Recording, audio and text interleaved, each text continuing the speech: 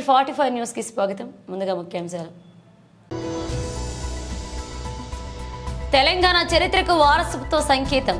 పుస్తక ప్రదర్శనల ద్వారా భవిష్యత్ తరాలకు సంపద. అసెంబ్లీ మీడియా పాయింట్ వద్ద మాట్లాడుతున్న బీఆర్ఎస్ ఎమ్మెల్యేలు.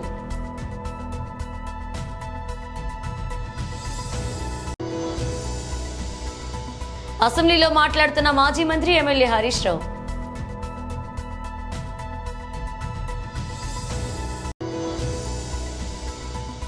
వనగుట్టపల్లిలో మహిళలతో ముఖాముఖి కార్యక్రమంలో పాల్గొన్న నారా భువనేశ్వరి.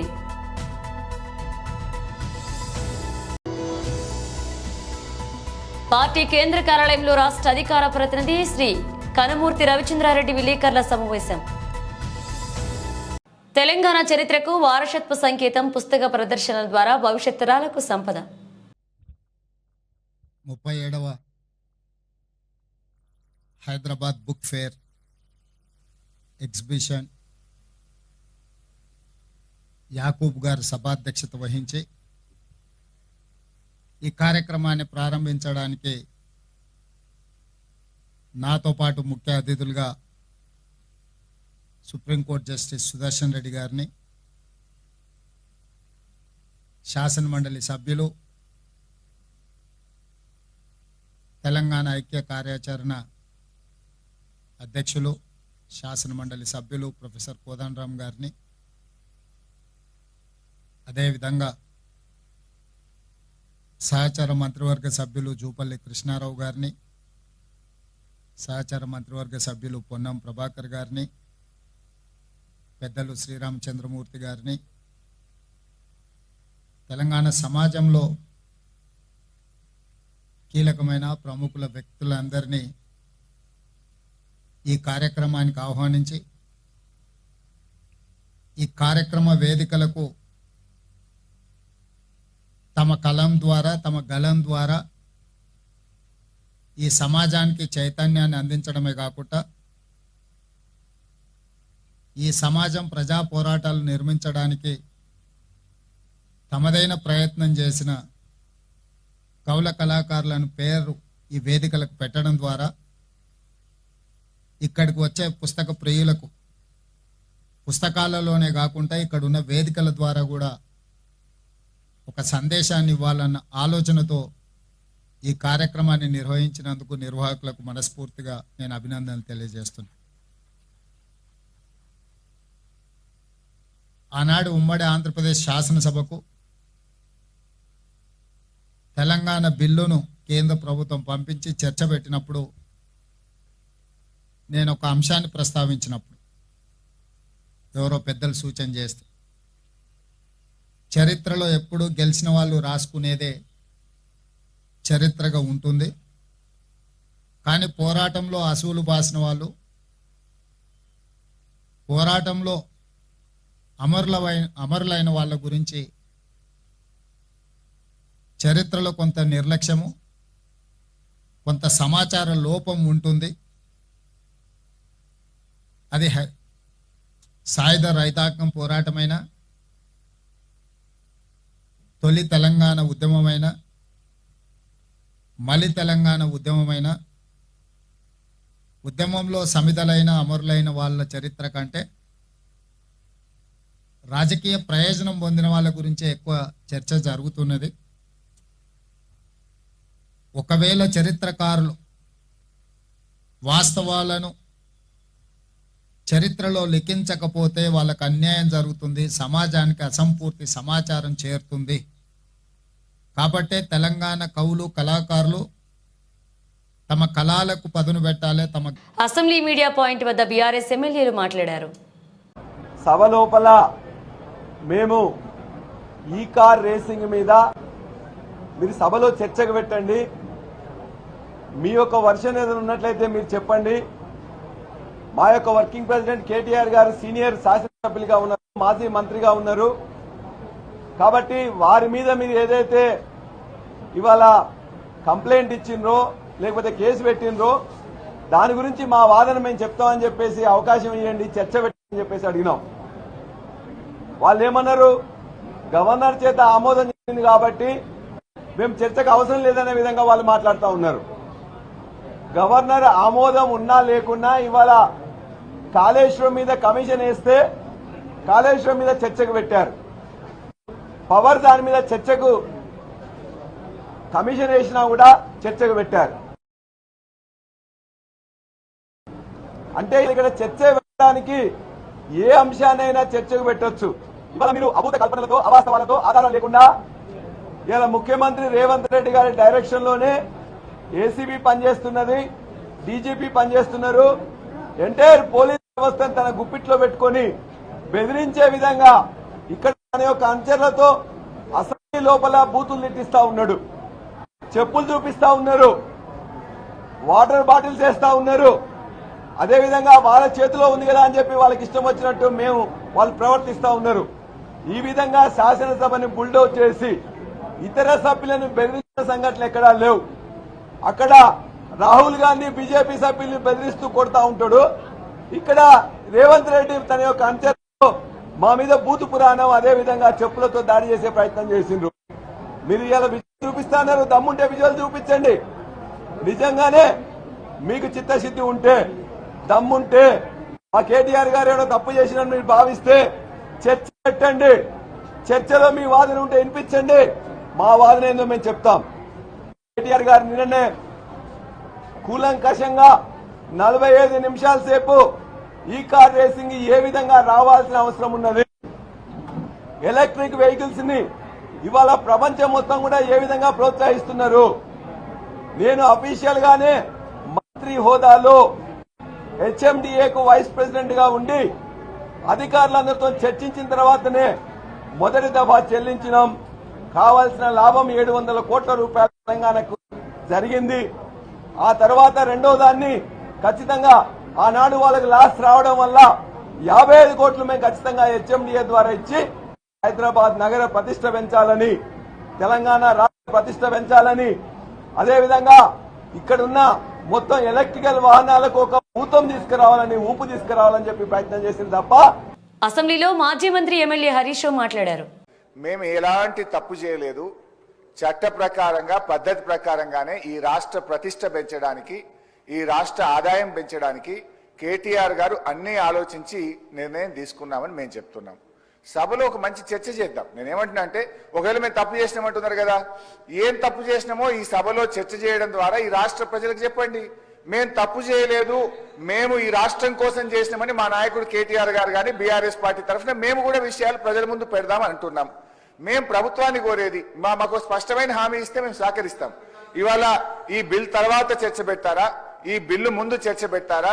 ప్రభుత్వం తరఫున రెవెన్యూ మినిస్టర్ గారు ఉన్నారు, వారు లేచి సార్ ఒక్క మంత్రి కూడా సభలో లేడు సార్. మీరు చూడండి, శాసనసభ అంటే ఎంత గౌరవం ఉందో ఒక్క మంత్రి కూడా సభలో లేడు sir. I don't want to going to that.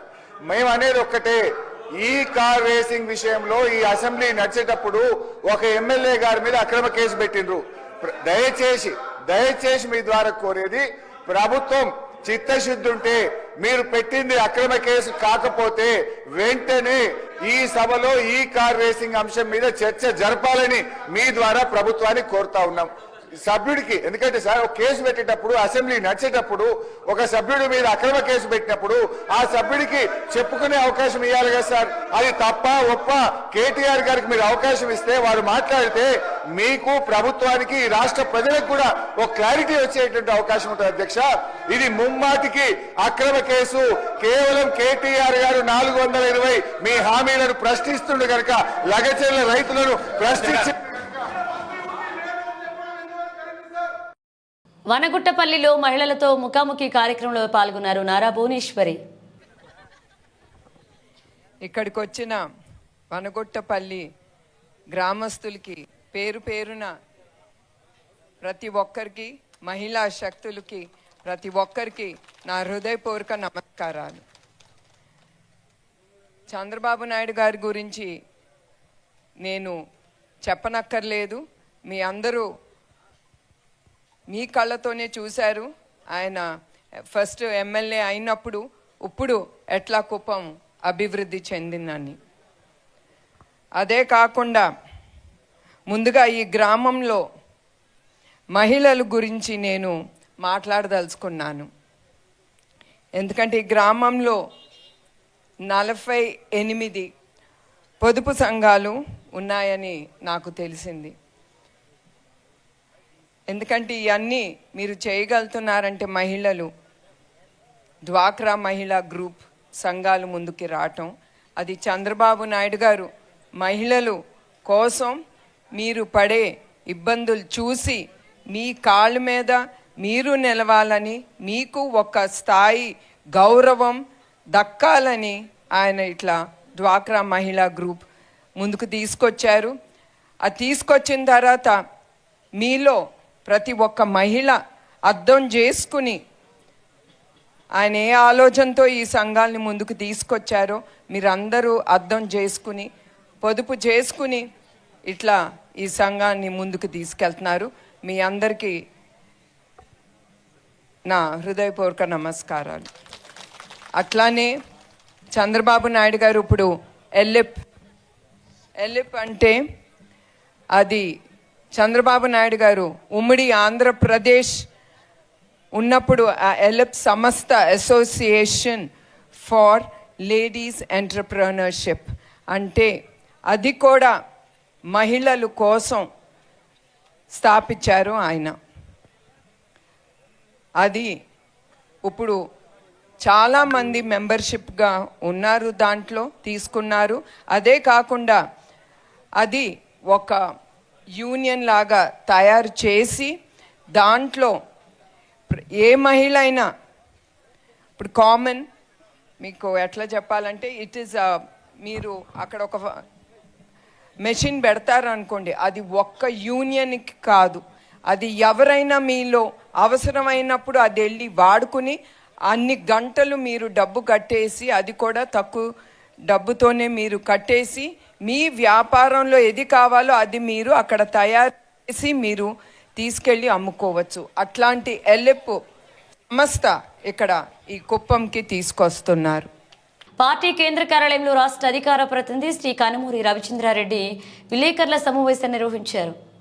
అవసరం వచ్చింది కాబట్టి ముఖ్యంగా వాళ్ళు చెప్పిన అబద్ధాలు ఏవైతే ఉన్నాయో వాటికి నిర్ద్వంద్వంగా ముఖ్యమంత్రిగా ఉన్న చంద్రబాబు నాయుడు గారు, డిప్యూటీ సీఎంగా ఉన్న పవన్ కళ్యాణ్ గారు ఇద్దరు కూడా ఆంధ్రప్రదేశ్ ప్రజానీకానికి, వైఎస్ఆర్సీపీ పార్టీకి క్షమాపణలు చెప్పాల్సిన అవసరం వచ్చింది. కాబట్టి దానికి సాక్ష్యాలతో సహా మేము తీసుకున్న 2 అంశాలు ఏవైతే ఉన్నాయో, ముఖ్యంగా ఇప్పటం గ్రామంకి సంబంధించి రోడ్లు విస్తరణలో భాగంగా ప్రభుత్వం సదరు యజమానులకి నోటీసులు ఇచ్చి వాటిని సకాలంలో తొలగించమని, తద్వారా మంగళగిరి నుంచి తాడేపల్లికి ఏర్పాటు చేస్తున్న రోడ్డు విస్తరణ కార్యక్రమం ఏదైతే ఉందో ఆ భాగంగా కోరడం జరిగింది. కానీ అప్పట్లో దీన్ని రాజకీయ అంశంగా మార్చి పవన్ కళ్యాణ్ గారు నానా హడావిడి చేసి ఎయిర్పోర్ట్ నుంచి ర్యాలీగా వచ్చి ఇప్పటం గ్రామంలో చాలా హంగామా సృష్టించారు. ముఖ్యంగా అక్కడున్న రైతులకు సంబంధించి చాలా గట్టిగా మాట్లాడుతూ దారి పొడుగున ఎయిర్పోర్ట్ నుంచి వచ్చేదాన్ని ఒక ర్యాలీగా పర్మిషన్ లేకుండా వచ్చి ఏదైతే హడావిడి చేశారో, నోటీసులు ఇవ్వలేదు సదరు యజమానులకని చెప్పారో అది అబద్ధమని ఈరోజు తెలిసింది. పూర్తిగా నిర్ధారణ అయింది.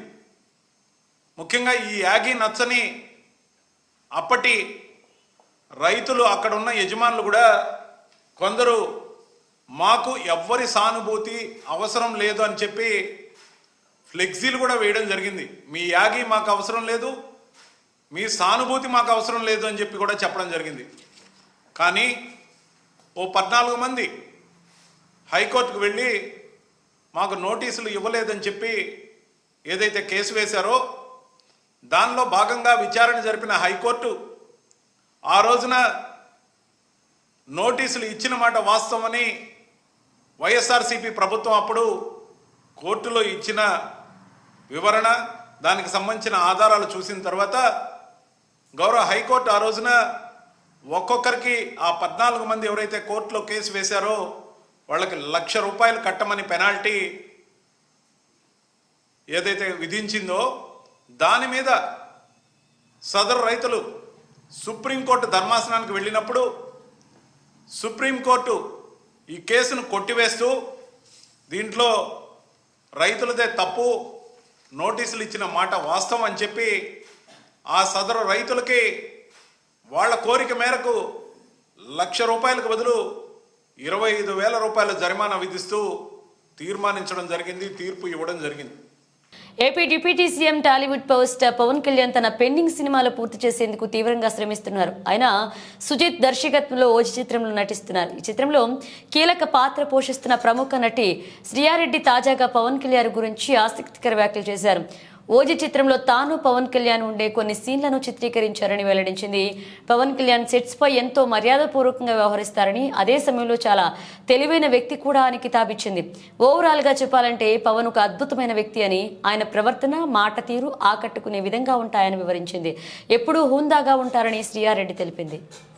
అంతర్జాతీయ క్రికెట్ కు top spinner Ravichandran Ashwin retirement ప్రకటించిన సంగతి తెలిసిందే. అశ్విన్ ప్రకటనతో క్రికెట్ అభిమానులే కాకుండా క్రికెట్ దిగ్గజాలు సైతం షాక్ గురయ్యారు.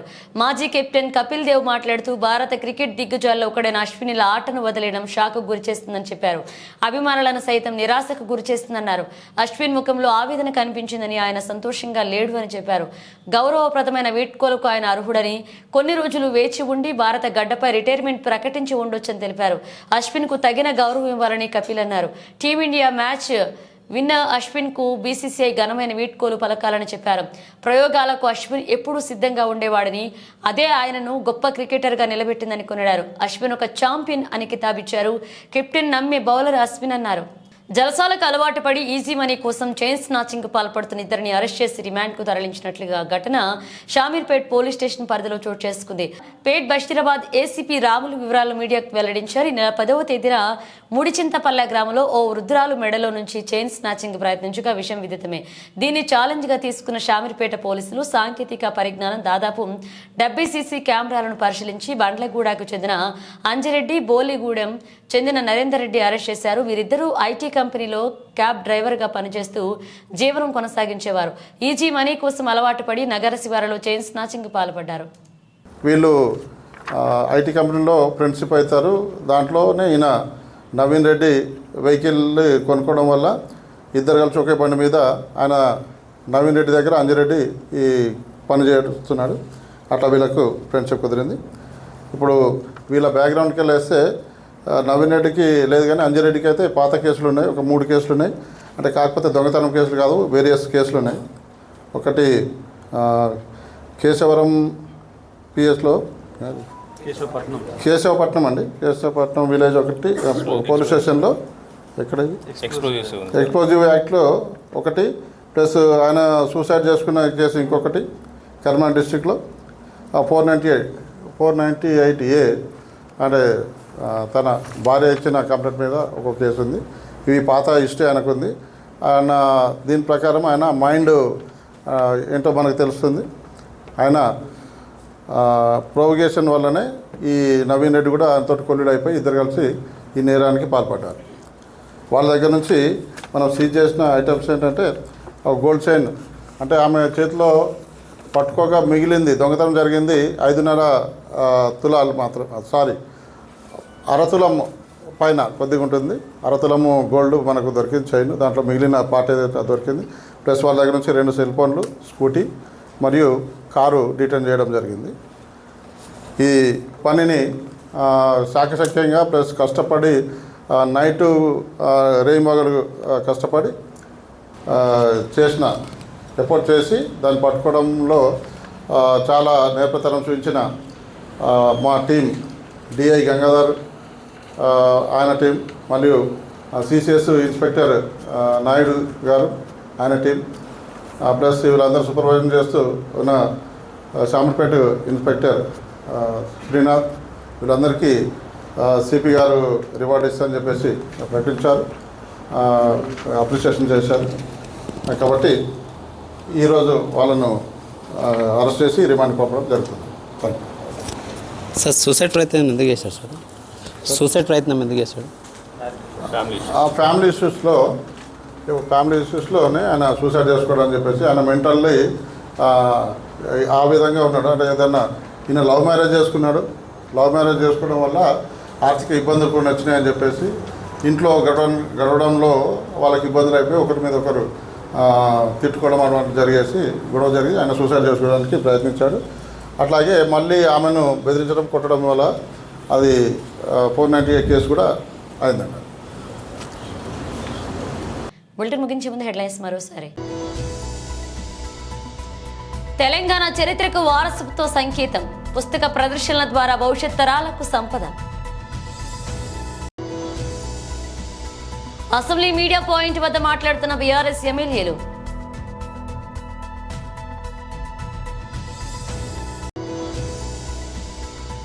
అసెంబ్లీలో మాట్లాడుతున్న మాజీ మంత్రి ఎమ్మెల్యే హరీష్ రావు.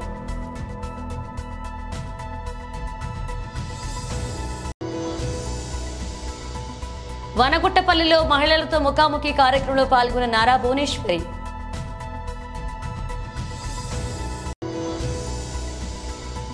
పార్టీ కేంద్ర కార్యాలయంలో రాష్ట్ర అధికార ప్రతినిధి శ్రీ కనమూర్తి రవిచంద్రారెడ్డి విలేకరుల సమావేశం. ఇవి బులెటిన్ అప్డేట్స్. మనం మళ్ళీ కలుద్దాం.